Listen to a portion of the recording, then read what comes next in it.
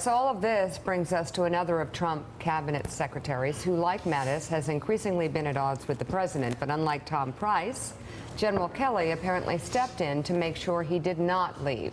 We're talking about Secretary of State Rex Tillerson, and in a blockbuster, brand new exclusive report from NBC News, we're learning that he was on the verge of walking away from his post over the summer, only to be talked out of it by Vice President Pence and Generals Kelly and Mattis. Tensions came to a head around the time President Trump delivered that politicized speech in late July to the Boy Scouts of America, an organization where Tillerson once served as its president. One of the authors of this exclusive NBC News report, national political reporter for NBC News, Carol Lee, and she joins us now. Also with us from Washington, columnist and associate editor for the Washington Post, David Ignatius. So, Carol, what was it specifically about the Boy Scout speech that finally was this? It must have just been the straw that broke the camel's back. It was, and there were a number of things. If you guys remember, in July or leading up to July, there was this spat between the president and Tillerson over Qatar, where Tillerson said they should resolve this, and then the president came out and backed Saudi Arabia and the UAE. And then you had the Iran nuclear deal, the recertification. Tillerson was arguing with the president to recertify, and that got him. Then they had a confrontation there, and then they had a series of meetings where after one of them in late July, Tillerson was overheard afterwards talking with cabinet members and White House officials and referred to the president as a moron.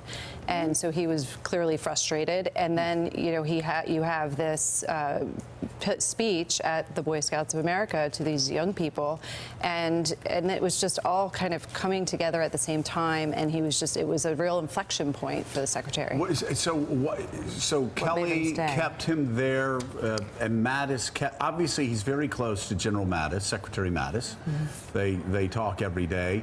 What did they do to persuade Rex Tillerson to stay Secretary of State when he's just been treated about as badly as any major cabinet secretary in recent history? Well, I think they were generally just trying to get him to stay on. You know, things will get better. We'll work this out. And then afterwards, you know, Tillerson was in Texas at the time, and he came back, and Vice President Pence had a meeting with him where he was described to us as a pep talk, and basically also said, you know, in order to move forward, you need to get on board with the president's program here, and you need to figure out ways to do that. And so there was this broad attempt at this reset, and then as we've seen, it hasn't really stuck.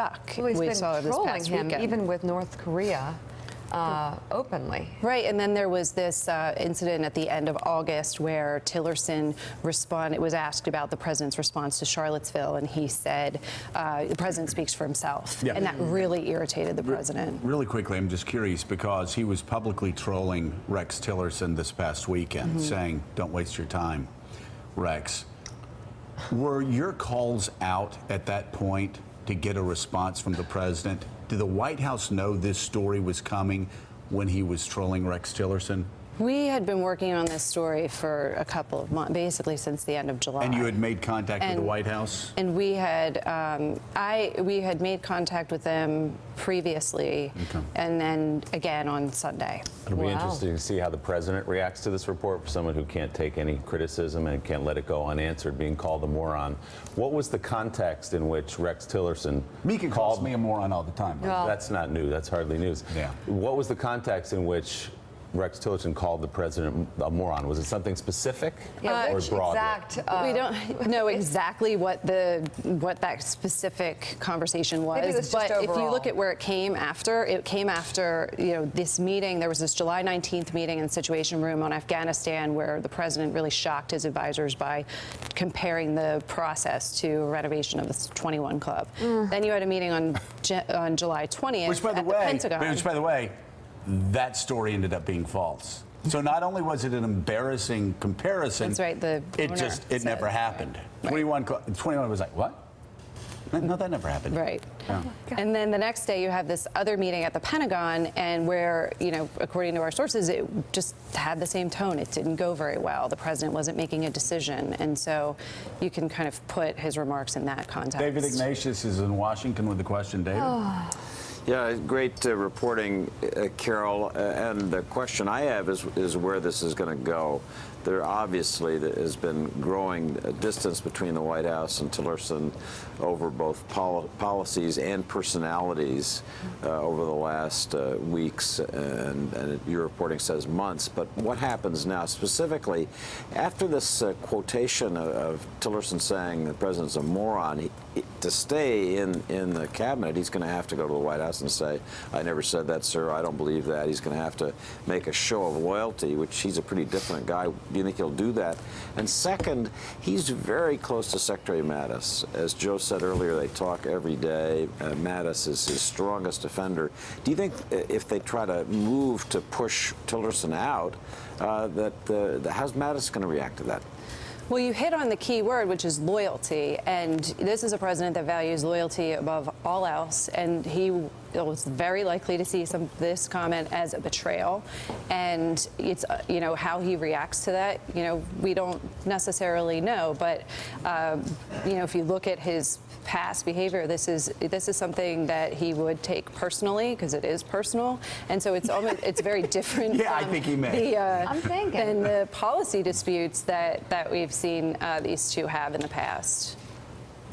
John Heilman. Carol, I'm curious just in the very short term here, because of all these things that have been happening, and then you have the exchange over the North Korean diplomacy. Like, what's in this moment? When Trump goes after Tillerson, cuts his knees out from under him over the weekend, what happens at Foggy Bottom? Does Tillerson then throw up his hands in frustration and say, the president's going to undermine me that way in public, I'm fine, I'll just give up on diplomacy? Or is he really in a conscious way saying, no, this is all part of a game, I'm going to continue on the second track that we're trying to establish here? I think there's definitely frustrations on both sides. I'm talking to people at the White House over the weekend. He just surprised them. It wasn't, he didn't, and their view is, he's over in China and he's saying things without clearing them with the White House, without giving anyone a heads up, without running them through the traps. And that was what caught people off guard and really upset them. And that is something that I think, above all, really has caused a lot of the friction. Harold Ford. Carol, you said in some of the reporting also that at least some reporting suggests that there might even be some clashes with Jared Kushner between Secretary Tillerson. Has that complicated things even more for him? Or better yet, when did that happen on your timeline, and has that complicated things even more? That seems, the Kushner's folks will downplay that there may have been some friction in the past, but that's not the case now, and it's gotten better. But here's the thing about Tillerson: if the president decides to turn on him, it's hard to see who's going to rally to his side. He has no big supporters in Congress, in the White House, and even in his own State Department. And when you're in that sort of dynamic, it's hard to see who's going to try to come in and save him, except for perhaps the two people who did it in July, which is Kelly and Mattis. Is that a very articulate way to say he's not a part of the Jedi Council? I still want to know what that is, but I'm going to defer right now to Julie Pace. Julie, jump in.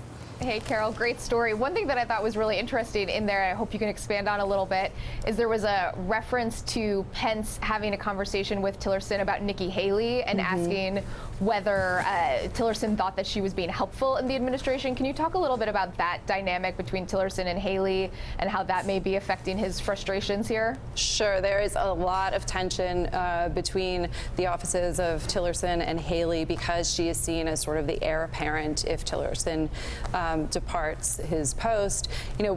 That comment came from my conversation with Tillerson's top spokesperson, R.C. Hammond, who, when I called him initially, he said, I don't know what happened in that meeting with Vice President Pence. They talk about policy. And then he called me back and he said, actually, there was one meeting where they talked about something other than policy. And that was when the Vice President asked Tillerson if he thought that Haley was helpful or hurtful to the administration's policies, and that was kind of a very, in my view, overt way of taking a shot at Nikki Haley, and it was surprising. To read this entire NBC News exclusive reporting on Rex Tillerson, go to NBCNews.com. Carol and Andrea Mitchell will have more on the story ahead on the Today Show. Carol, thank you very much. Andrea will also join us later this morning, and NBC News and MSNBC will have more developments on this exclusive reporting throughout the day and tonight on Nightly News. Carol, thank you so much. We appreciate you joining us. When we come back, we're going to be talking to David Ignatius more about this and sort of the chaos that has been going on at the White House, only for about 8.5 months. Also, Tom Cole's going to be here. Yes, he is. And we're going to ask Tom Cole whether he's ever been invited to Speaker Ryan's Jedi Council, or whether he's stuck on the ice Also, the planet former governor of Puerto Rico reacts to President Trump's trip to the island and the long road to recovery after Hurricane Maria. Not them, but the We'll be people right in the back. health. Thanks for checking out MSNBC on YouTube, and make sure you subscribe to stay up to date on the day's biggest stories. And you can click on any of the videos around us to watch more from Morning Joe and MSNBC. Thanks so much for watching.